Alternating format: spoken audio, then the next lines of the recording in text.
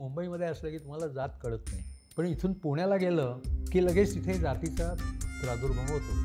आता हे काय घडतं हे माहिती नाही. खूप पॉवरफुली पुढे जाण्याची मराठी माणसाच्यात ईर्ष्या नाही आहे. मराठी माणसाच्यात न्यूनगंड खूप आहे. पांढरपेशा आणि वरचा तथाकथित वरचा वर्ग जो आहे ना, तो सगळा वर्ग उत्कर्षाच्या पाठीमागे लागला आहे. व्यक्तिगत उत्कर्षाच्या त्यांना काही पडलेलं नाही आहे. आत्ताच्या नवीन शैक्षणिक धोरणामध्ये व्यक्तीला घडवण्याची खूप कमी गरज आहे. त्याला जे आहे त्याची स्किल वाढवण्याची आहे, व्यक्ती नाही घडवायची. विद्यापीठं एका बाजूला आम्ही असं म्हणतो की जसजसं ऑनलाईन झालं शिक्षण तसतशी विद्यापीठांच्या इमारतींची गरज राहिली नाही. तरी विद्यापीठाची नवीन नवीन इमारतीच बांधण्याकडे आपलं अजून कळलं आहे. राजकारण हे निव्वळ सत्ताकारण या लेवलला गेले 12, 15, 20 वर्षात आलेलं आहे. आणि त्यामुळे नुसतं सत्ता एके सत्ता आणि सत्ता दोन्ही सत्ता, ते जे यंत्र जे निवडणूक नावाचं जे आपल्यासमोर सादर केलेलं आहे ना, ते अत्यंत फॉल्टी आहे. आणि ते फॉल्टी यंत्र घेऊन आपण ते कुठचे तरी एक मोठा मंत्र, अत्यंत चुकीचं तंत्र घेऊन राबवू पाहतो.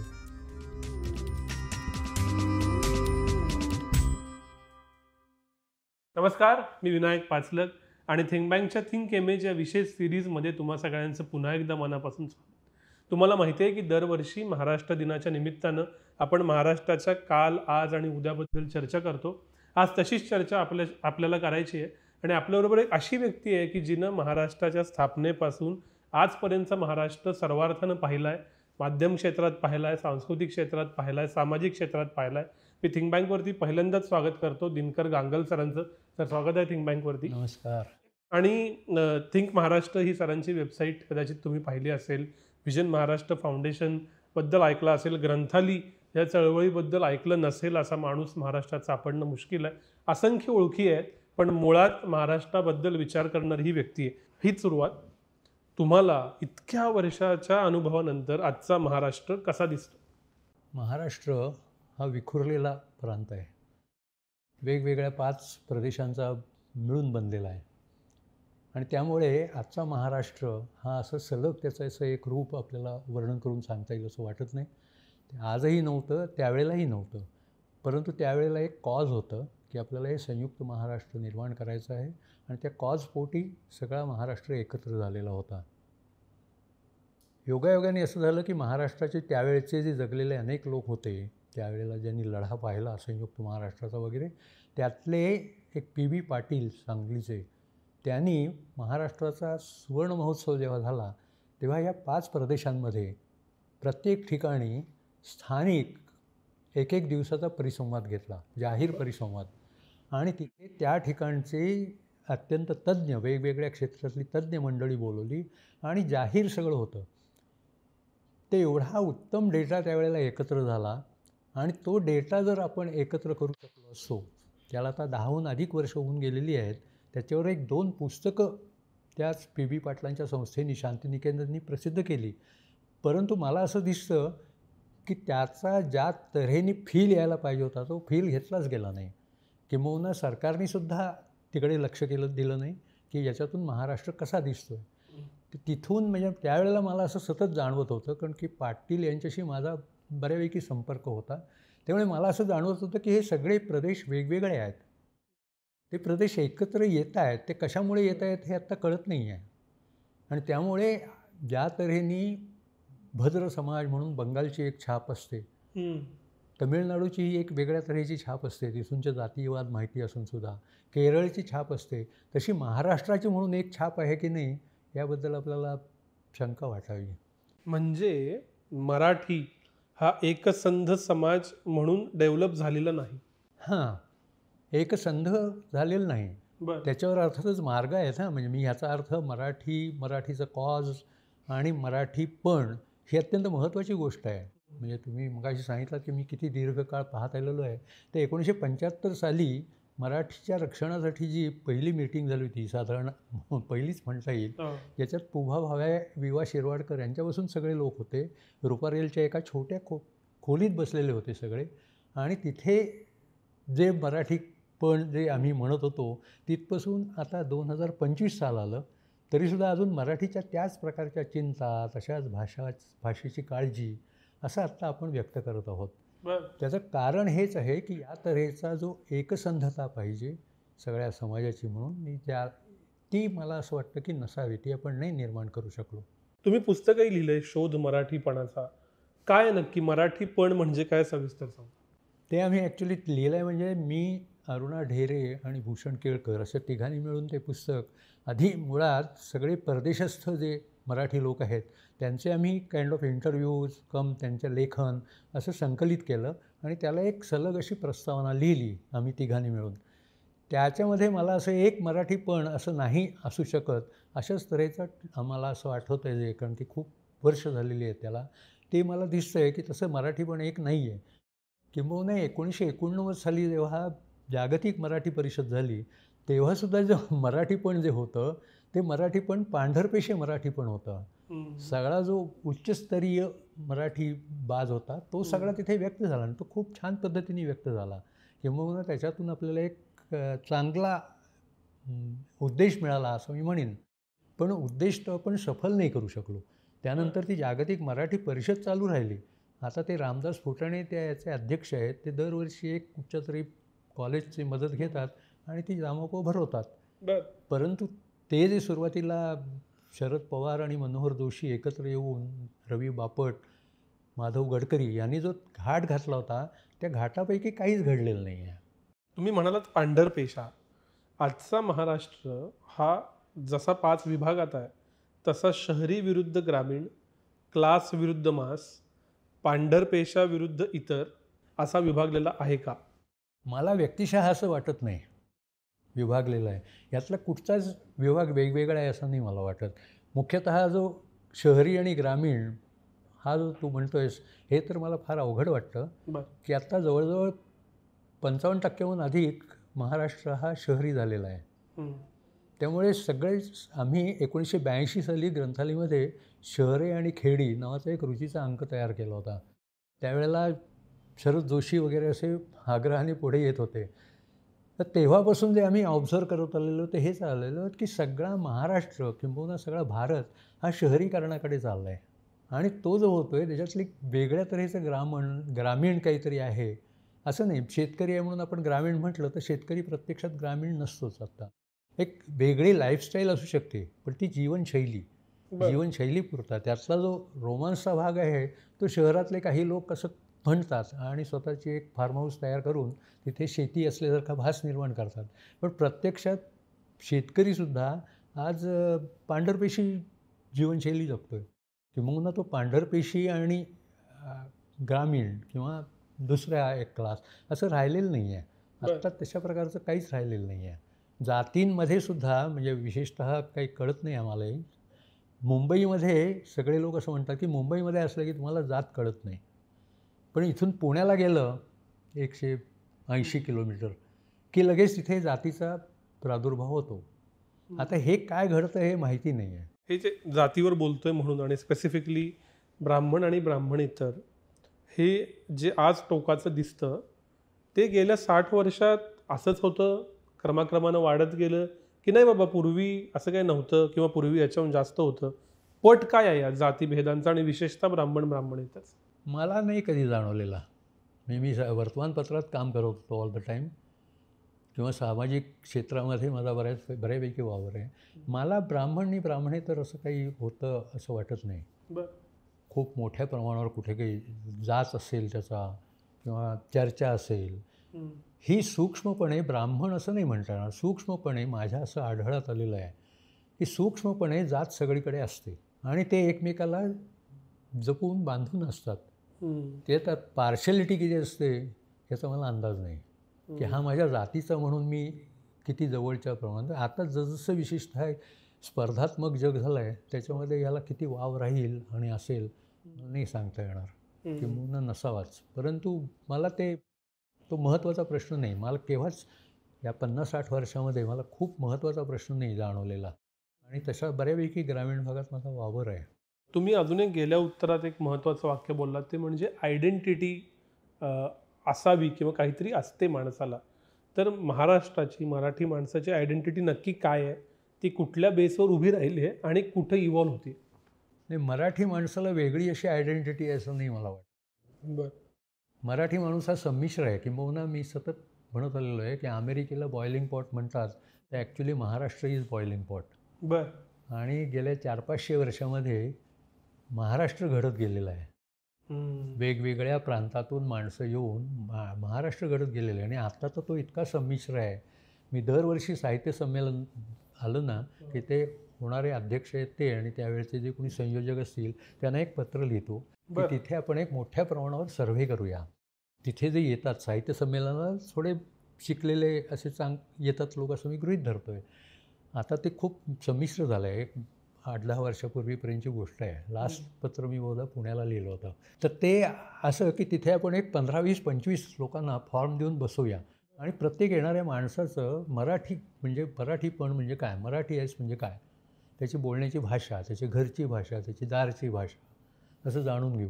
बरं. आम्ही जे सारखं म्हणतो आणि माझा स्वतःचा अनुभव आहे की दारची भाषा आणि घरची भाषा ह्याच्यात खूप फरक आहे महाराष्ट्रामध्ये आणि इतके छोटे म्हणजे आता पुण्यात काय बोलायचं झालं तर पुण्यात चितळ्यांचं आपण मोठं कौतुक करू स्वीट मार्ट वगैरे, पण ॲक्च्युली तो सगळा स्वीट मार्टचा सगळा ताब्यात आहे तो अगरवालांच्या ताब्यात आहे. अगरवाल पद्धतीच्या म्हणजे लोकांच्या आणि किंबहुना महाराष्ट्रात सगळीकडे तुम्हाला ते दिसतील.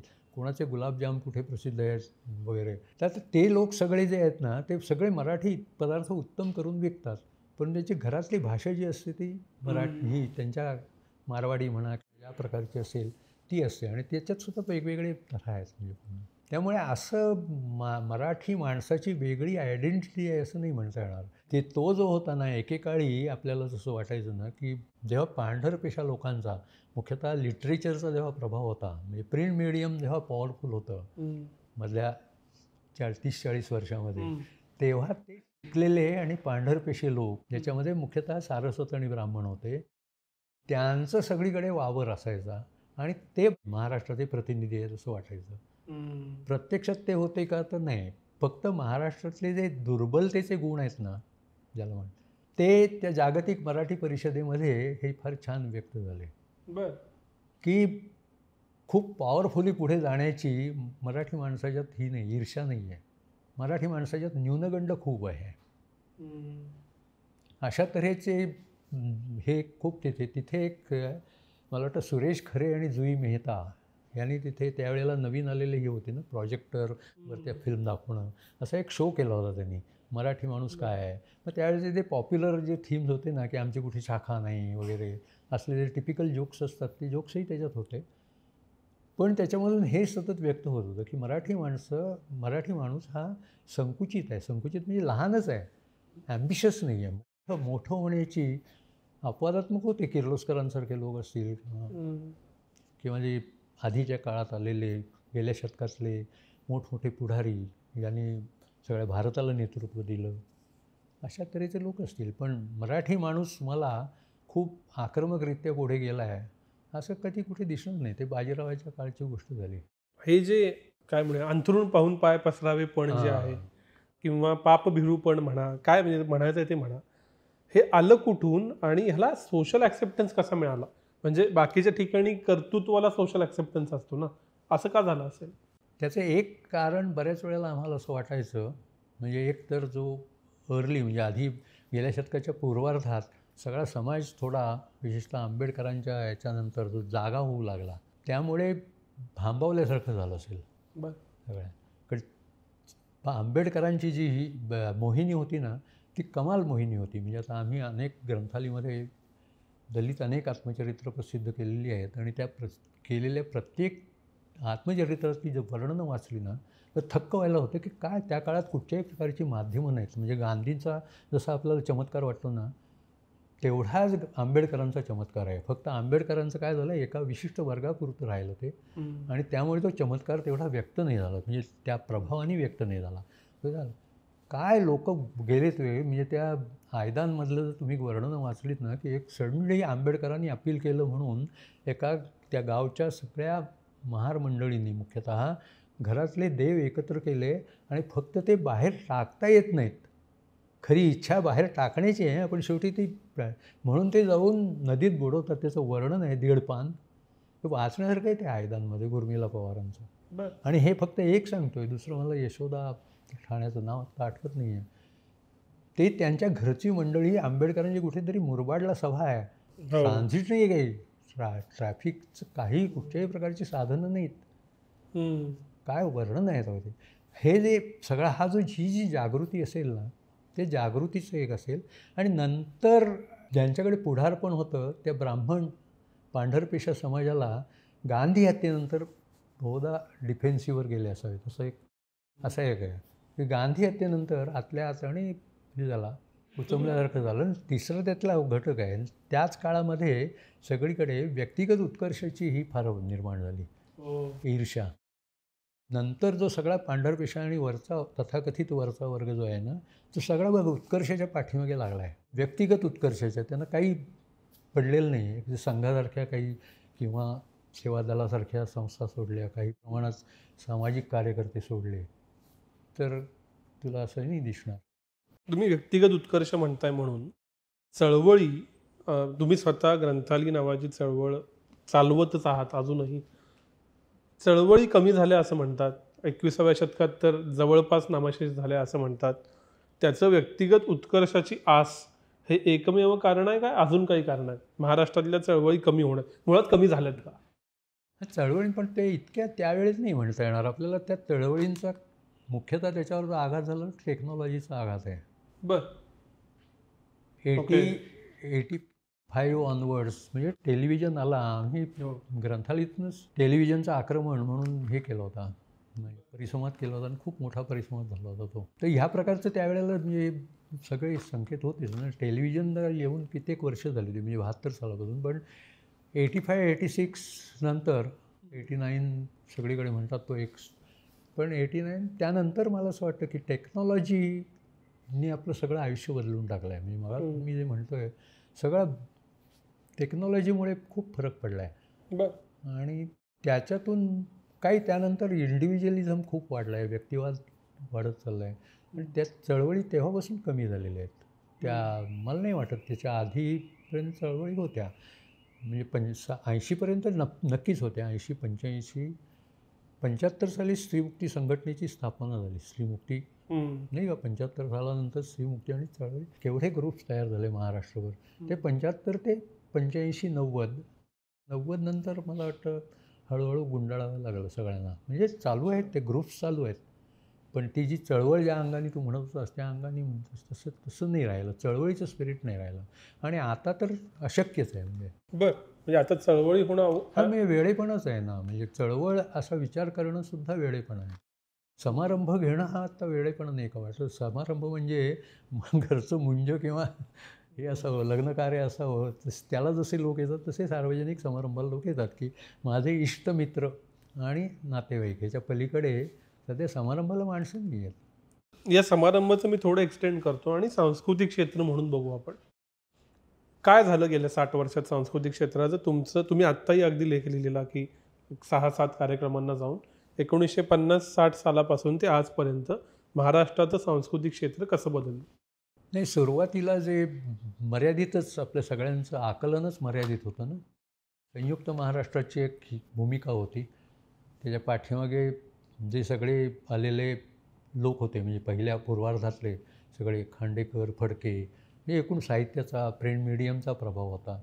त्यामुळे ते सगळं जग जे होतं की एकीकडे माऊस डॉमिनेटेड ते जग, त्याच्यातनं नाटकं वगैरे नव्याने आलेली नाट्यविषयक चळवळी किंवा विज्ञानविषयक जागरूकता, विज्ञान परिषदेसारख्या. किंबहुना आत्ता मला असं वाटलं की हा मुद्दाम नोंद करावा असं हे वाटतो मला, ऑब्झर्वेशन, की गेल्या 50 वर्षामध्ये म्हणजे ती सगळ्या चळवळी बघ आता 50 वर्षाच्या होत आहेत. आमचं प्रभात चित्रमंडळ, स्त्रीमुक्ती संघटना, ग्रंथाली, थिएटर अकॅडमी, ती ह्या सगळ्या चळवळी 50 वर्षाच्या होत आहेत. ह्याच्यामध्ये ह्या काळामध्ये ह्या चळवळीतले जे कार्यकर्ते होते ना, त्या कार्यकर्त्यांनी ह्या सांस्कृतिकतेला बळ पुरवलेलं आहे. आणि मी आत्ता असं म्हणत होतो की ह्या कार्यकर्त्यांना सगळ्यांना एकत्र केलं पाहिजे आणि आत्ता ह्या 50 वर्षाचं हे जाणून घेतलं पाहिजे.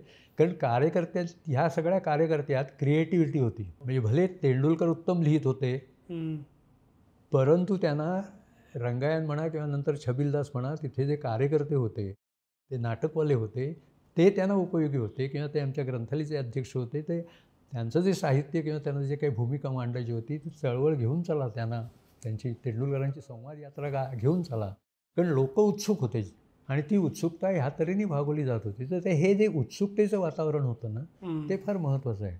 आणि ते नंतर बदलत गेलं. ती उत्सुकता परिपूर्ती करण्याची अनेक साधनं येत गेली. मग ही उत्सुकता आणि ते जी सांस्कृतिकता होती ती कमी झाली, संपली. अजूनही मला असं बऱ्याच वेळेला वाटतं की ते वेगळ्या पद्धतीने त्याची काही आढावा घेऊन आपल्याला मांडणी करता येऊ शकेल असं वाटतं. आता माझं एकीकडे वय पाहता याच्यात मागासले पण किती असेल माहिती नाही आहे, पण असं वाटतं बऱ्याच वेळेला की टेक्नॉलॉजीचा आधार घेऊन ह्याच गोष्टी कशा लोकांसमोर नेता येतील. विशेषतः त्यातला जो अभिरुचीचा भाग आहे, ते अभिरुची संवर्धन ही जी अत्यंत आत्ता क्रिटिकल आत्ता जर कुठचा मुद्दा असेल तर तो अभिरुची संवर्धनाचा आहे. बरं. सगळ्या समाजासमोर आत्ता कुठच्याही नवीन माणसाला आपण एकाच वेळेला खूप वेगवेगळे विषय बोलतोय. तर अभिरुची संवर्धन हे नवीन येणाऱ्या कुठच्याही माणसाला कशा पद्धतीने कुठची फिल्म उत्तम आहे, कुठचं नाटक पाहिलं पाहिजे, कारण की आता प्रमोशन वेगवेगळ्या अंगाने होत असतं आणि असा मारा होत असतो. अशा वेळेला विशेषतः जे नवीन नवीन येणारे लोक आहेत ते भांबावून जाण्याची शक्यता खूप आहे. त्यांना काही दंडक मानकं अशी असली पाहिजेत ना, की ह्या बदललेल्या कॉन्टेक्स्टमध्ये मे बी पूर्वीची जी मानकं असतील ती चुकीची असतील, पण ती बदललेल्या परिस्थितीमध्ये ह्या तरी जी मानकं आहेत ह्या मानकांच्या आधारे तू निदान स्वतःचं काय पाहायचं OTTवर आणि काय पाहायचं नाही हे स्वतःला ठरवता येऊ शकतं. अभिरुची म्हणजे काय? व्यक्तीची आवड निवड कशा पद्धतीची असावी ह्याचे जे काही सामाजिक संकेत असतील ती दॅट इज समाजाची अभिरुची आणि ती व्यक्तिगत अभिरुची ती असूच शकते. गेल्या 60 वर्षात लिखाण म्हणजे साहित्य, नाटक, मराठी सिनेमा कसा बदलत गेला हा एक प्रश्न, आणि लोकांची त्याच्याकडे बघण्याची अभिरुची कशी बदलत गेली? नाही, हे जे तू म्हणतेस ना, हे तिन्ही क्षेत्रामध्ये असा बदल आजमावायचा झाला तर खूप चांगल्या पद्धतीने मांडणी करावी लागेल. सहज असं ढोबळपणे नाही सांगता येणार. असं नाही मला वाटत सांगता येईल असं की बदलत कसा गेलेला आहे. मराठी सिनेमा म्हणा, मराठीच तुला अभिप्राय आहे. मराठी सिनेमा म्हणा, मराठी नाटकाचं थोडं सोपं आहे, परंतु मराठी साहित्याचं तर फारच अवघड आहे. किंवा कलेविषयी हा जो परत तोच टेक्नॉलॉजीशी आपण येऊन भेटतो बघ.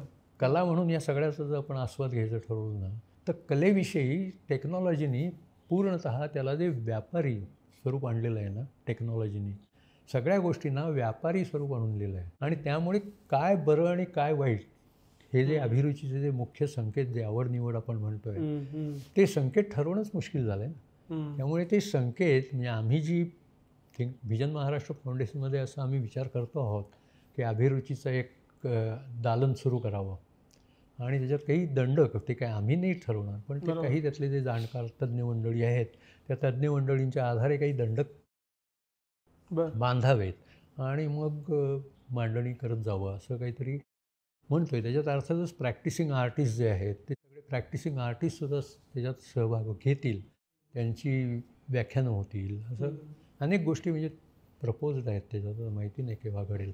पण ह्याच तंत्रज्ञानानं कोणत्याही प्रकारची कला किंवा मराठीपण हे अधिक त्याचं अधिक लोकशाहीकरण झालं आहे का? म्हणजे मला असं वाटतं, मला माहीत नाही मी चुकीचं असेल, की पूर्वी 1000ची आवृत्ती निघायची, मग ती खपायची हळूहळू, मग त्यातनं कोणीतरी एक पट तयार व्हायचा, मत तयार व्हायचं, चर्चा व्हायची. त्यात कदाचित डेप्थ खूप जास्त होती का आय डोंट नो, मला माहीतच नाही, मी ती पिढीच अनुभवलेली. पण आज समजा जास्त पुस्तकं निघत आहेत, जास्त मला कन्झ्युम करता येतं, एखाद्या माणसाला पोहोचायचं असेल तर जास्त मार्गानं पोहोचता येते. समजा मी व्हिडिओ करतोय तर काय 1 लाख 2 लाख 5 लाख लोक बघतायत.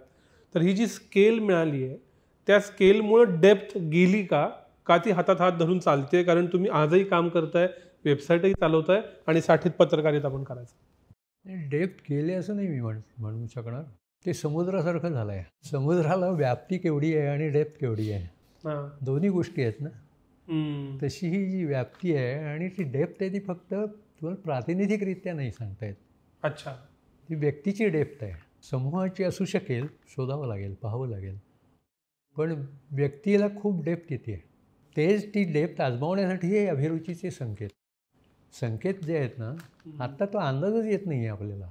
म्हणजे आत्ताच एक पॉप्युलर गेल्या 2-4 वर्षातले मराठीपुरते जे पॉप्युलर म्हणजे नोंद जरा ज्याची चर्चित आहेत असे उदाहरणं घेतली ना, त्याचा जर अंदाज घेतला आपण ते इंडिव्हिज्युअल्सचे जे म्हणजे अगदी व्हॉट्सअपवर येणारी परीक्षणंसुद्धा काही वेळेला ही वेगळी आणि फार उत्तम असतात.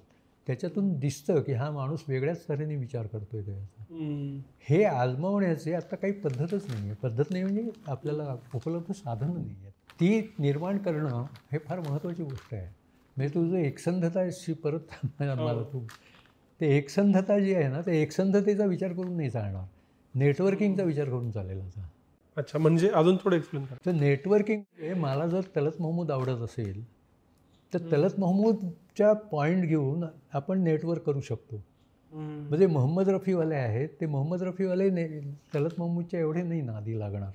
ते मोहम्मद रफीच्या याच्यावर असतील तर ह्याची तलत महमूदवाल्यांची डेप्थ अधिक आहे बिकॉज तो तरल गात होता वगैरे असं नाही म्हणता येणार ना. मोहम्मद रफीची ज्या तऱ्हेने ताण होती ती आणखीन वेगळीच होती आणि ते तेवढंच महत्त्वाचं आहे. तर ही जी गंमत आहे ना ती आता ह्या सगळ्यांचे ग्रुप्स आहेत आत्ता म्हणून मी आपलं त्यांची उदाहरणं घेतली. पण ह्या तऱ्हेचे लेखकांचे ग्रुप्स नाही होत. अच्छा. अर्थात त्याचं वेगवेगळी कारणं आहेत पण असं होणं महत्त्वाचं आहे. आता विशेषतः मला कवितांच्या बाबतीत खूप असं वाटतं की काही काही कविता ह्या इतक्या उत्तम असतात परंतु पाडगावकर नाही तयार होणार. ह्या कवीच्या काही 1-3 कविता मला फार उत्तम वाटलेल्या आहेत. पण पाडगावकर काही होईल का त्याचं तर त्याला पाडगावकरची रेकग्निशन नाही मिळणार. तर त्या काळातला महिमा होता. त्या पाडगावकर त्या काळाचा महिमा. त्याला काही ही नाही आहे. ह्या काळात त्याला त्याची कविता चांगली राहील. असं मी कायम वाचतो ऐकतो की प्रत्येक पिढी असं म्हणते की पुढच्या पिढीत सुमार वाढले, सुमारांची सद्दी वाढली. असं मी गृहीत धरू शकतो की तुमच्या माझ्या पिढीत साधारण 5 पिढ्यांचं तरी अंतर आहे. तुम्ही आज माझी पिढी बघताय आणि तुमच्या पाठीमागची पिढी बघितली आहे. खरंच प्रत्येक पिढीत सुमार वाढलेत का असं काय नाही झालेलं महाराष्ट्रापुरतं? नाही मला ते सुमारांची सद्दी वाढले असं नाही म्हणता येणार. मला असं वाटतं की आपले संघटन करण्याचे जे मार्ग आहेत ना ते पूर्णतः चुकलेले आहेत. म्हणजे आपले म्हणजे मी मराठीपुरतं बोलू शकेन. हे सगळ्या जगात असंच असणार असा माझा तर्क आहे. सगळ्या प्रांतांमध्ये तर नक्कीच आणि जगातही मे बी कोरिया आणि जपानमध्येही असंच असू शकेल. माहिती नाही पण मला काही त्या मी मराठीपुरतं नक्की म्हणून. मला अजून आपण विद्यापीठांच्या पद्धती आहेत ना त्याच मोठ्या मानतो आहे. विद्यापीठांच्या पद्धती अजिबात मोठ्या नाही आहेत. म्हणजे शिक्षणाच्या म्हणून ज्या काही पद्धती आहेत ना त्या अजिबात मोठ्या नाहीत. एका बाजूला शिक्षण म्हटल्यावर आपल्यासमोरची ही इमेज उभी राहते. शिक्षण म्हणजे काय? व्यक्तीला घडवणं. आत्ताच्या नवीन शैक्षणिक धोरणामध्ये व्यक्तीला घडवण्याचे खूप कमी गरज आहेत. त्याला जे आहे त्याची स्किल वाढवण्याची आहे. व्यक्ती नाही घडवायची. स्किल्स वाढवण्याकडे कल आहे बघा. त्याचा सगळा जर एम्फसिस पाहिला तर व्यक्तीची स्किल्स. तर व्यक्तीची स्किल्स वाढवणं म्हणजे व्यक्ती घडवणं आहे का? नाही आहे. राईट. मला असं वाटतं की हे फार महत्त्वाची अशा तऱ्हेचं मी हा फार व्यापक विधान करतो आहे. मी काही खूप मोठा त्याचा अभ्यास करून बोलतो आहे असं प्लीज समजू नका. मी ऑब्झर्व करून बोलतो. तर मला असं वाटतं की हे सगळं बदललं आहे. म्हणजे विद्यापीठं एका बाजूला आम्ही असं म्हणतो की जसं ऑनलाईन झालं शिक्षण तसतशी विद्यापीठांच्या इमारतींची गरज राहिली नाही. तरी विद्यापीठाची नवीन इमारतीच बांधण्याकडे आपलं अजून कळलं आहे किंवा जशी ती कॉन्सन्ट्रेटेड तिथे जसं आहे ना तशीच अजून आपली ही वाटते. वृत्ती शिक्षणाकडे पाहण्याची वृत्ती आत्ता माझ्या असं ध्यानात येतं की गावोगावी की प्रत्येक तालुक्यामध्ये 2-3 तरी असे वेगळे अभ्यासक असतात. ते प्रोफेशनल्स असतात ना. ते अगदी वेगळे आहे. कुठच्या तरी फिल्म लाईनमध्ये असतील, व्यापारात असतील, काय वाटेल ते करत असेल तो. तो शिक्षणाशी त्याचा डायरेक्ट संबंध नाही शिक्षण संस्थेशी किंवा शिक्षण व्यवस्थेशी. पण तो काहीतरी वेगळाच अभ्यास करतो. म्हणजे 2 उदाहरणं माझ्यासमोर आहेत. एक गुरव समाजाचा एका गृहस्थांनी तो अभ्यास केला आहे. हा तो इतका वंडरफुल अभ्यास आहे गुरव समाजाचा गेल्या शतकभराचा अभ्यास.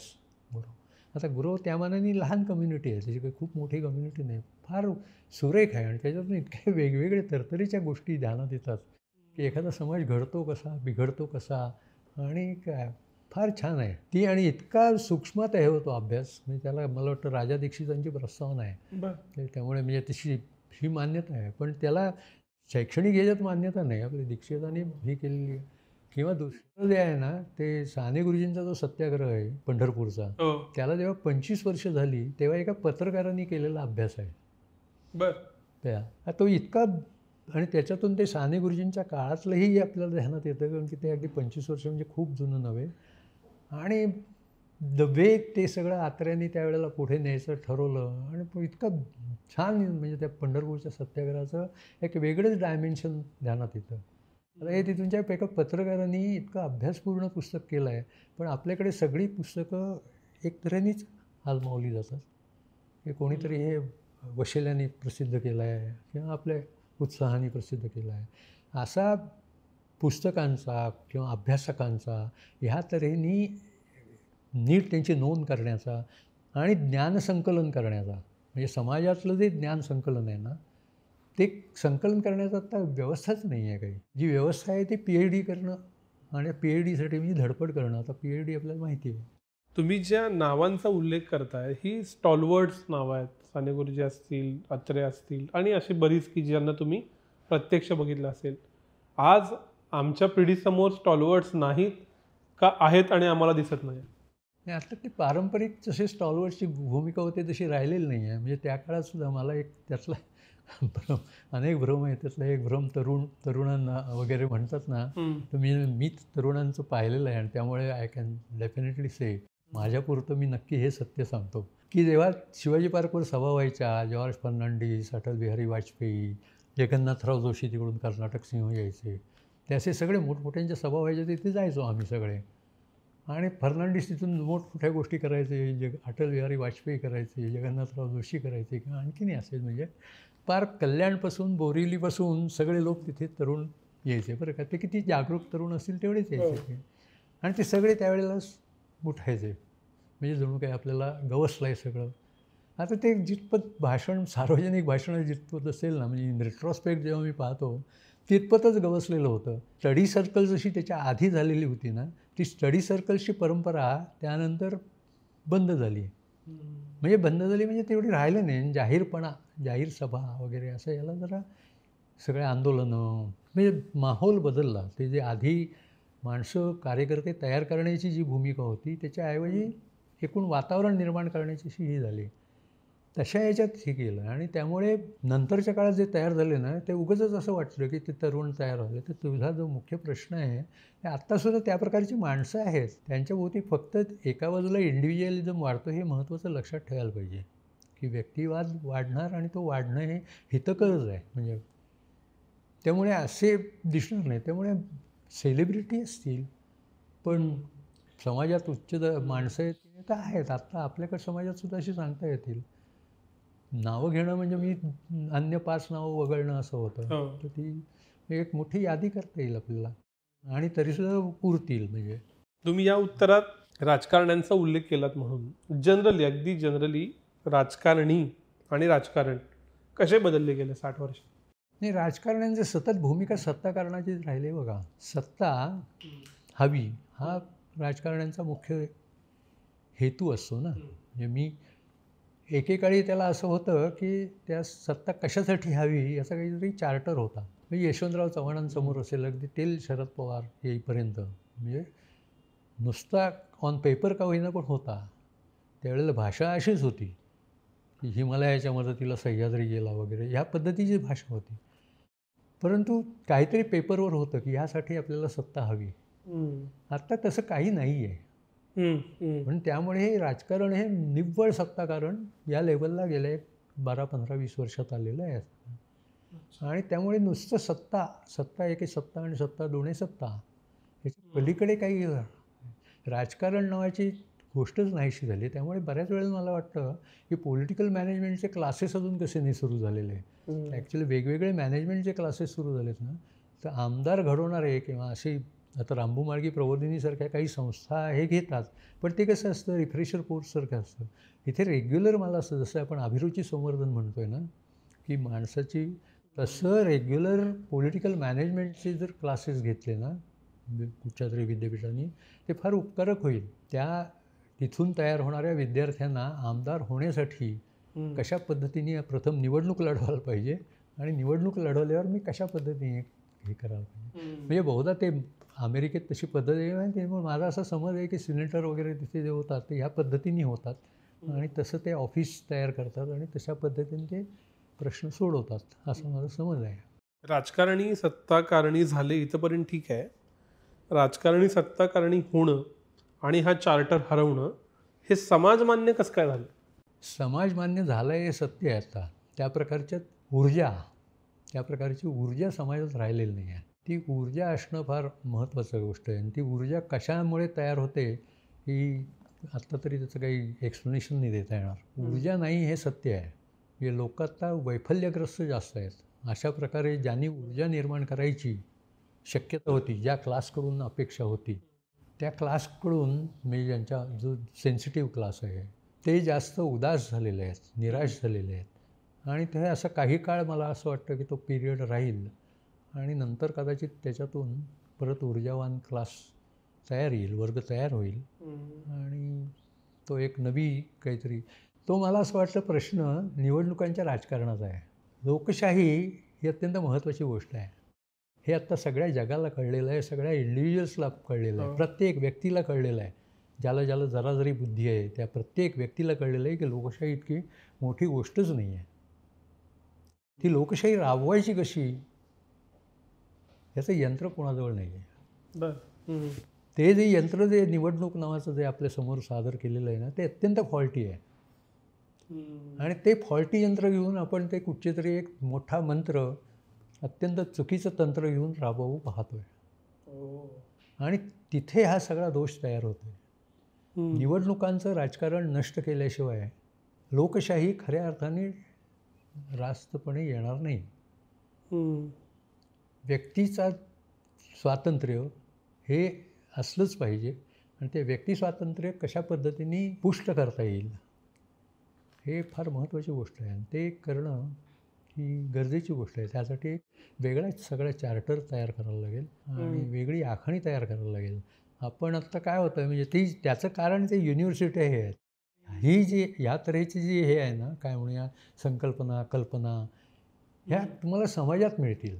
समाजातले जे ज्ञानी पुरुष आहेत ना मी जे सांगतो आत्ता मला ॲक्च्युअली तुम्हाला सांगतो मी की जसजसा मी खेड्यात जातो ना तालुक्यात जातो तसतसे मला इतक्या वेगवेगळ्या तऱ्हेच्या गोष्टी कळतात की तिथे अरे हे इथे ज्ञान आहे, इथे ही माहिती अगदी युनिक माहिती आहे, इथे हा वेगळा विचार आहे.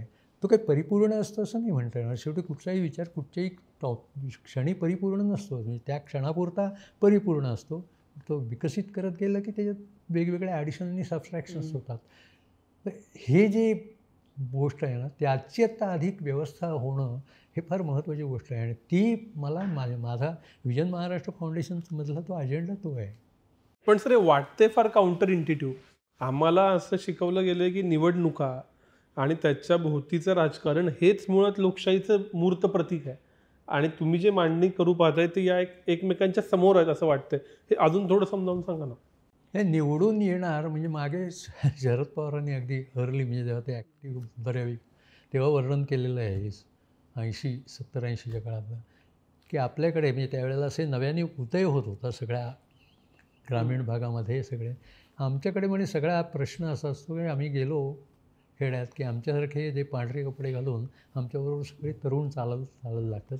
राजकारणात जाणं हे म्हणे आपलं उत्कर्षाचं स्थान आहे असं हे त्यांना इतकं पक्कं असतं. शिक्षण वगैरे त्यांच्या दृष्टीने ठीक आहे, कमी आहे. तर हा जो समज सतत येत गेला आणि त्यावेळेला म्हणजे जो व्यक्तिगत उत्कर्षाचाच काळ झाला. एका बाजूला टेक्नॉलॉजी म्हणजे आधी जसे ह्याचे कोर्सेस सुरू झाले ITI सारख्या संस्था निघाल्या त्याच्यात कोर्सेस झाले ते सगळा पांढरपेशा वर्ग सुरुवातीला ऑब्व्हियसली शिकत गेला तिथे आणि ते वेगवेगळ्या ठिकाणी जाऊन त्यांनी जागा अडवल्या आणि उत्कर्ष साधला. असं करत ते जे समाजाचा एक एक उत्कर्ष होत गेला आणि त्याच्यातून ही जी पाझरण्याची जी थिअरी आहे की विकास शेवट पाझरतो ही तेव्हापासून सुरुवात झाली. कारण सरकारकडे धोरणं नव्हती, अशीच धोरणं नव्हती की जेणेकरून सुधारता येईल समाज. ही क्रांतिकारकरित्या सुधारता येईल अशी शक्यताच नव्हती ना. त्यामुळे ती जी पाझरण्याची थिअरी आणि एका अर्थाने ते ऑटोमॅटिक घडत गेलं जसं शिक्षणाचा प्रसार होत गेला. टाइम्स ऑफ इंडियानी एकदा फार छान लेख लिहिला होता. 90 ते 2000 या दशकामध्ये सगळ्यात मोठी क्रांती गेल्या शतकात घडून आली आणि ती म्हणजे शिक्षण सर्वत्र पसरला. हे सबंध चित्तक जावं लागलं. 90 ते 2000 या काळामध्ये झालं ते.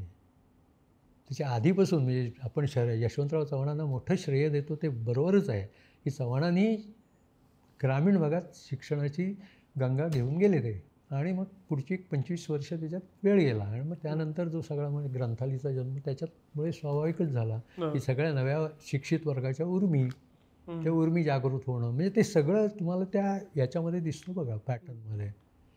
पण त्याच्याबरोबर ती जी एक संबंध समाजाची मांडणी म्हणून जी पाहिजे होती ना ती झाली नाही. त्यामुळे उत्कर्षाप्रत नेणं आणि जग तसंच बदलत गेलं आहे जगात. नंतर मग 89 नंतर उत्कर्षाला दुसरा पर्यायच राहिला नाही की तुम्हाला जगायचं असेल तर सगळ्यात उत्कर्ष उत्तम शेअर बाजारात तुम्ही टॉप गेलं पाहिजे तर तुम्ही तुमचा उत्कर्ष आहे.